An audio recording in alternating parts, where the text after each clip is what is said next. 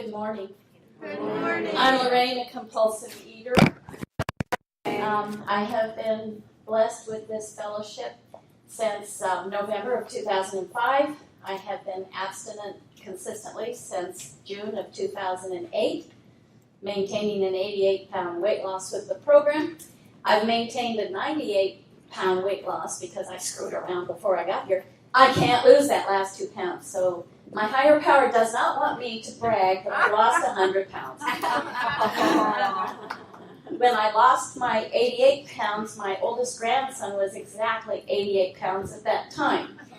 And so in order to really make it real to myself, because, it took forever to look into the mirror and see the new me. For 40 years, I looked in the mirror and I didn't see the 226-pounder that I was. I saw what I wanted to see. And after I lost the weight, I looked into the mirror and I saw that 226-pound woman when I wasn't anymore. So, our minds can really be screwballs. Anyway, to get back to that, when I realized how much weight I lost, and my grandson, who was a wrestler at the time, he was coming home and he was telling me how much he weighed, and I'm looking at this itty-bitty little thing, and I'm thinking, wait, that's how much I lost.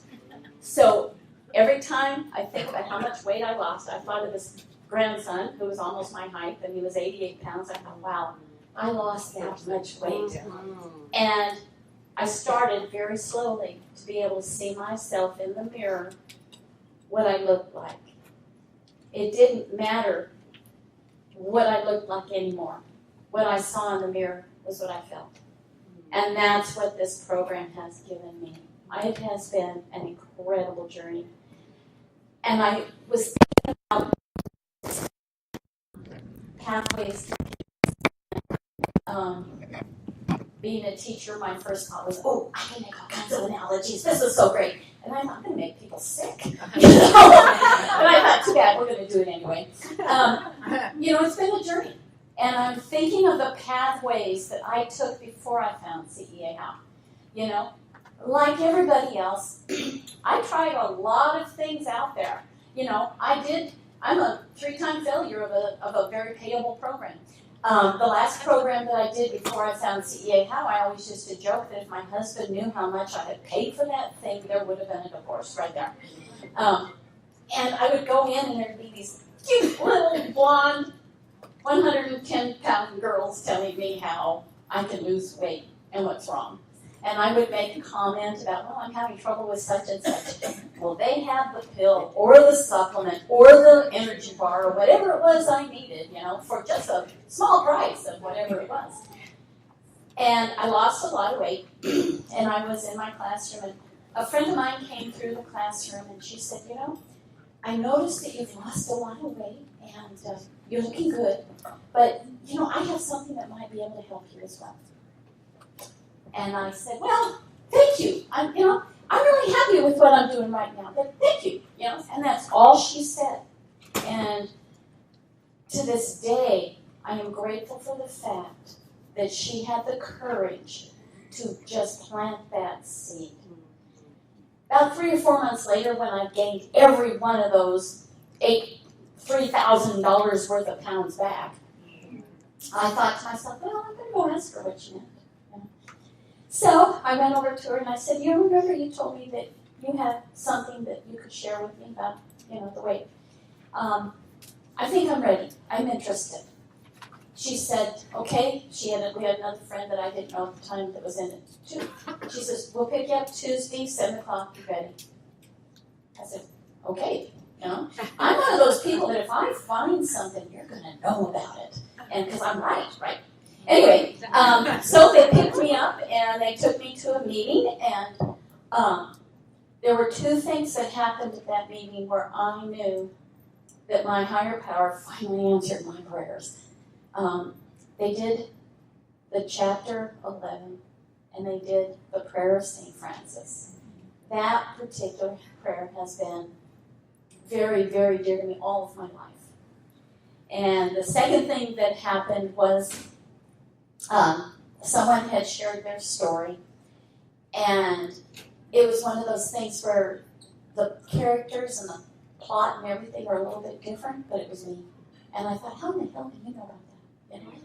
And I thought, okay. And, there's a saying that when the student is ready, the teacher appears. And that night I was zapped. And I'm very grateful to my two friends who got me there. And all it was one sentence. If you're interested, I think I have something to help you with your weight. And of course, I went into the program thinking of the weight like everybody else, and there was that spiritual aspect in there that I was also ready for at the time. I had never had an opportunity for a 12-step program, and so everything that was told to me was new. And I didn't appreciate the how part yet, and all of a sudden it dawned on me, that first step, there's big honesty right there, because I asked God every day of my fat life to please help me, give me an answer. The program taught me to be quiet and listen, and it really taught me how to do the surrender piece, I can pray in desperation every day of my life if I want to, but if I don't surrender, it's not going to do any good at all. And so I'm thinking of all the pathways that have come in my life and all of the people that have been there along the way, Sometimes we've had little pebbles in our shoes as we walk around, and sometimes we've had these huge boulders. I, too, have had to be a long-term caregiver. My husband got a pretty debilitating disease when he was about 40 years old, and we had over 19 years of it slowly digressing. And I had to make a lot of decisions that I didn't think I'd ever have to, When you get married, in my generation, when you get married, you're going to be taken care of forever, right? You don't have to do a darn thing. Well, no. Surprise! And, I didn't realize how much resentment was starting to build up. You don't think of that. It is one of those things where you give your love and you give your time and your effort. I mean, it was my life, But then there was some resentment there, and I didn't notice it. And the more I got into that, the more the food became important to me, the more me being the director and having to be the boss of everything, that got stronger. Those character defects of mine were just shining, man. They were great. And the gratitude that I have today is in the program about the last 8 years of his life. I was fully into my program, and my recovery was strong. My spiritual life was really strong. And I got to do what every kid wants to do. I had do-overs, I was able to make the amends I had to make. I was able to be clean and healthy, to be the caregiver my husband needed. When I had the resentments build, I had the 4 columns, I had all my steps I could do, and I had the fellowship. My gratitude today is really with each and every one of you. Some of you I've known since the beginning of my recovery. Some of you I've just met this weekend. And I'm just so grateful because just like everyone else in this room, my pathway has been a little bit rocky, But I've got people, I got you guys, and I have my higher power. And the more I get into the program and the more I work my steps, the more I know I can take whatever my higher power throws at me because I've got it. I went through that with my husband with abstinence. My son was in Iraq twice. I got through that. I got through I have a beloved son-in-law who completed suicide, and I got through that. And I stayed abstinent every bit of the way. And people were there for me, and I hope I can be of service to other people. After my husband passed away, you do the church and the funeral, and then we had the meal. And being the compulsive eater that I am, the first thing I thought of was, oh my God, I can't eat there, or I'm going to have to bring my lunchbox at my own husband's funeral. That's, I can laugh at it, but at the time, being the compulsive eater, I was ashamed of myself because that's what I was thinking of. My God said, Well, we had a woman in the program, and she just came to me and she said, I need to know what your food plan is. And I told her. And everybody was sitting there, and they had all the stuff that, of course, we can't eat. Yeah. She brought me out the most beautiful plate of abstinent food. Wow. Our service doesn't have to just be what we do at our meetings or these wonderful assemblies, which I'm so grateful for. By the way, I'm not downplaying any of the hard work. But service can be something as simple as bringing a plate of lunch to the widow. That person is not with us in the program, and I see her all the time, and I pray all the time that I can give her what she gave me. And I'm able to do service for people because this program also gave me the ability to look at you instead of me. I had so many expectations before recovery. You were supposed to make me happy. Now, I couldn't tell you how, but damn it, you were going to be there, and you were going to do whatever I needed. And now, it doesn't matter anymore because I want to be of service to you. I want to be there for you. And one of the hardest tools that comes to me are the phone calls.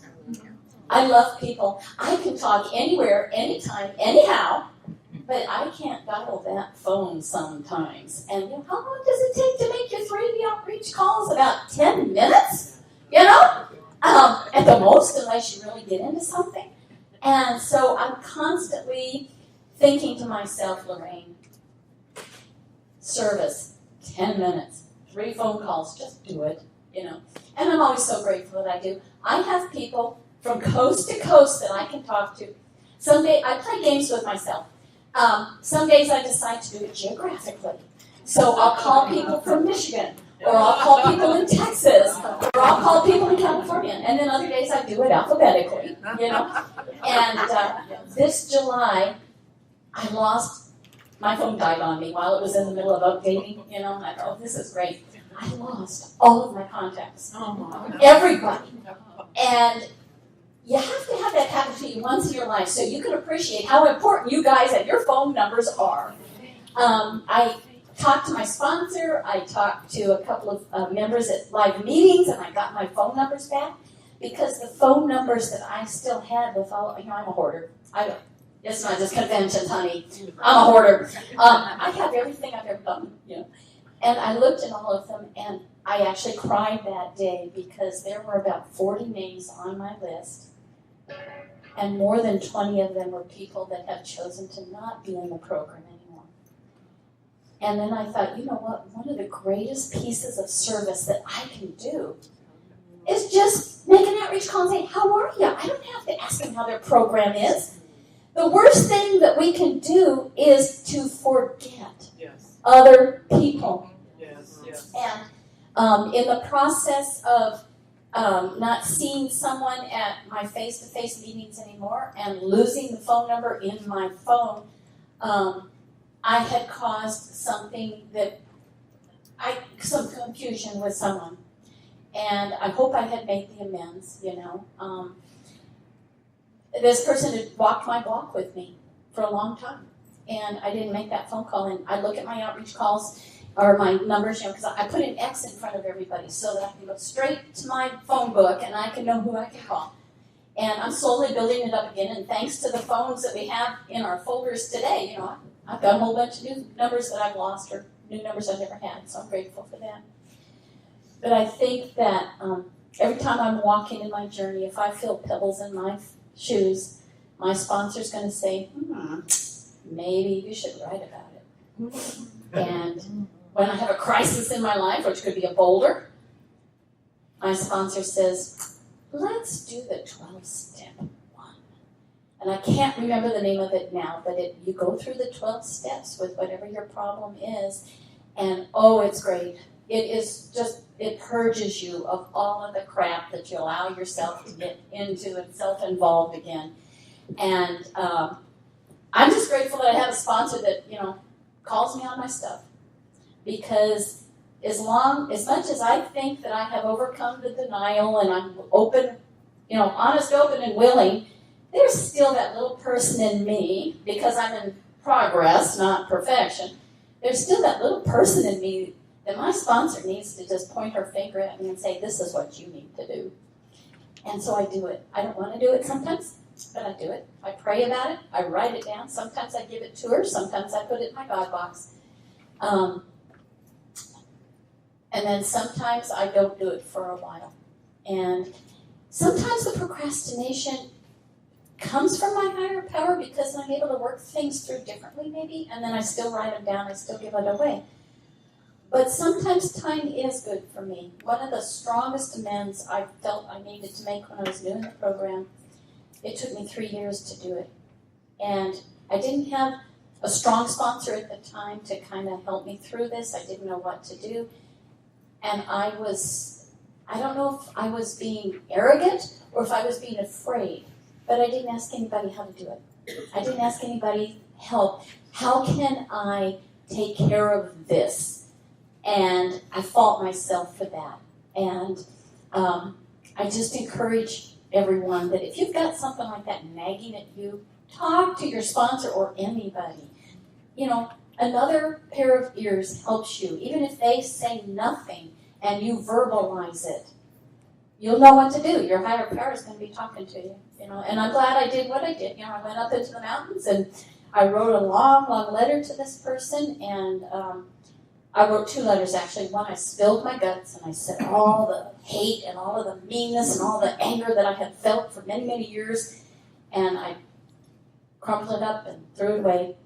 Then I wrote the one that I should have written a long time ago, looking at my side of the street, saying how sorry I was for the things that I didn't do right, and how much I loved that person. And I mailed it to that person because it wasn't a situation where I could go face to face. It was the biggest boulder that got lifted off of my shoulders. I mean, we're talking 20 years here, And to this day, I'm grateful that something finally prodded me to say this and do it and take care of that amends. And the other part of me says, why didn't you ask somebody earlier? We have a fellowship for a reason, But everything is in our higher power's time, And I've been blessed with growing every minute. I've been blessed with a lot of people helping me along the way. And I hope that, I've been able to help people along the way, too. The best thing I've done for myself is to be there for others. Before program, that wouldn't have been there, I knew that I came to believe that I could rely on myself and no one else. And the program taught me more. My higher power has a great sense of humor. The answer was there all along, but I needed a different way to get to it, I wrote pages and pages to what to say today because you never know what to say. And my sponsor told me something a long time ago. She says, you write 3 speeches. She says, you write the speech, then you think you know what you want to say instead, and then you get in front of people and your higher power does your speech for you. Amen. Amen. And that's the best thing in the world because we don't need to have people coming up here and preaching to us. We don't need that. What we need to do is share our real selves so that other people can hear it too. And I'm so grateful for that. And I even thought closure is so important. Closure is so very important. And when I think about leaving, what am I going to do? Well, when I go to the airport, I'm a real people watcher. When I go to the airport, instead of looking at someone that needs our program with disdain and thinking, oh my God, do you need us? I can pray for that person who is still suffering. My favorite thing is to put we have to call them education cards or informational cards. If you go to like 9 health fairs or something like that, you can't call them business cards. So I keep these cards, and when I'm in a restaurant or something, I always leave one in the bathroom. Because in my sick days, I used to have to use the bathroom a lot, and when I did, I avoided the mirror. I mean, I washed my hands like this because I couldn't stand myself. Or I'd get disgusted with myself because of what I ordered when I wasn't going to order that, And I thought the bathroom's a pretty intimate place. That's where you can actually see things. So I dropped my cards in there. I'm not really good at doing 12-step work right now. It was easier when people were watching me lose weight. But after 15 years, most people don't know what I was, or how I looked. And so I don't have that opportunity that I had at first. Like someone said, "How? What are you doing? You're really doing something. What? Tell me about it, And I, give me an hour, sit down. But I always talked to people like you do small children about sex. I only told them what I thought they could take at the time. I did not want to get in the way of anyone's recovery because I did or said the wrong thing. And the anonymity of our program is a blessing, I look at the people on the television or in the ads who are telling me how wonderful this thing is or that thing isn't. And if I can't stand that person, there's no way I'm going to walk through that door, Or if that person becomes human and makes an error, my God, it doesn't work, right? So if I remain anonymous and I let their higher power take care of them, then I can plant seeds. That's all I've been asked to do, is plant the seeds. And I know that's an area that I really need to work on better, And coming to the assemblies like this, man, does it give me the fertilizer